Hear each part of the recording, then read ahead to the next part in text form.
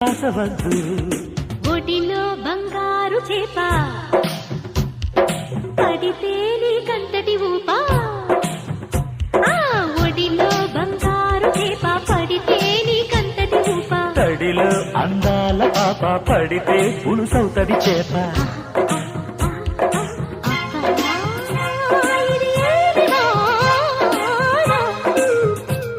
అబ్బబ్బా ఇది ఏమి వాన కిటుకులు తెలిసిన చిటపట చినుకులు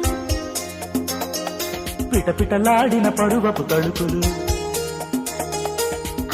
ఆహా ఆహా